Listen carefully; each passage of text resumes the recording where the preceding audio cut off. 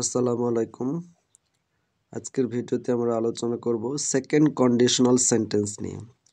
Second conditional sentence এটি দ্বারা শর্ত পূরণ হওয়ার সম্ভাবনা কম থাকে বা সম্ভাবনা থাকে না এমনটি বোঝানো হয়। এর গঠন if plus past indefinite tense. এক্ষেত্রে পাস্ট ইনডিফিনাইট টেন্সের গঠনটি হচ্ছে প্রথমে সাবজেক্ট বসবে, তারপর ভার্বের পাস্ট ফর্ম অর্থাৎ V2 plus object plus extension plus কমা বসবে। পরের অংশ ইফযুক্ত ক্লজের পরের অংশটা হচ্ছে পাস্ট কন্ডিশনাল সেন্টেন্স, যার গঠনটি হচ্ছে subject plus would, could, might plus ভার্বের ভি অন অর্থাৎ ভার্বের present form plus object or extension. তাহলে আমরা এখানে দেখতে পেলাম ইফযুক্ত ক্লজের প্রথম অংশ যদি পাস্ট ইনডিফিনিট টেন্স হয় তাহলে পরের অংশ হবে পাস্ট কন্ডিশনাল সেন্টেন্স, অর্থাৎ নিচের গঠনটা দিয়ে আমাদেরকে বাক্যটি পূরণ করা লাগবে। এবার আমরা উদাহরণে চলে যাই।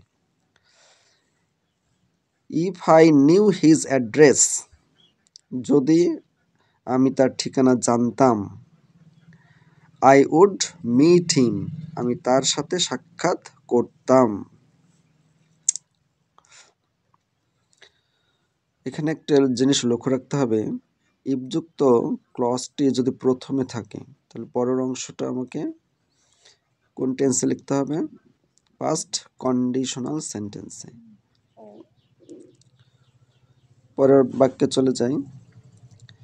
ইফ আই ওন 40 লাখ টাকা ইন এ লটারি, যদি আমি 40 লক্ষ টাকা জিততাম লটারিতে। আই উড বাই এ কার, তাহলে আমি একটি গাড়ি কিনতাম। এক্ষেত্রে কারের জায়গায় আমরা অন্য কিছু ব্যবহার করতে পারি। I would buy a mobile, I would buy a computer, এভাবে আমরা বাক্যগুলো পরিবর্তন করতে পারি। পরের বাক্য, if I had the wings of a bird, যদি আমার পাখির মতো একটা ডানা থাকতো।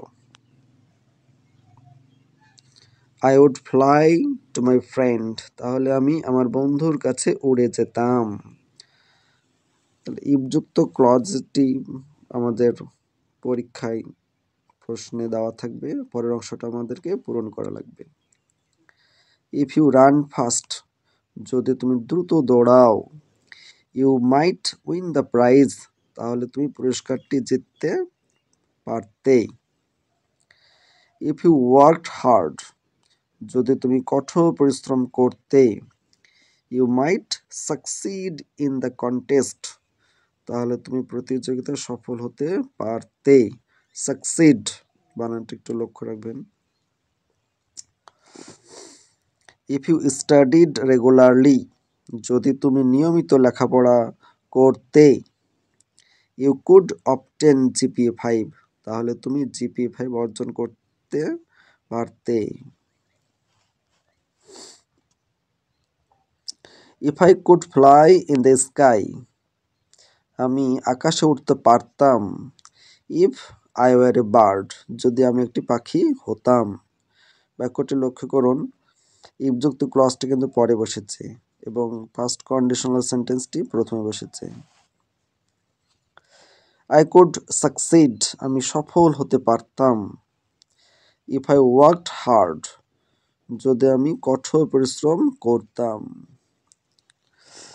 আশা করি ভিডিওটি ভালো করে মনোযোগ দিয়ে বারবার দেখবেন এবং সেকেন্ড কন্ডিশনাল সেন্টেন্সের বাক্যগুলো বারবার একটু রিভিশন দিলেই আশা করা যায় সেকেন্ড কন্ডিশনাল সেন্টেন্সটি আয়ত্ত করতে সমর্থ হবেন।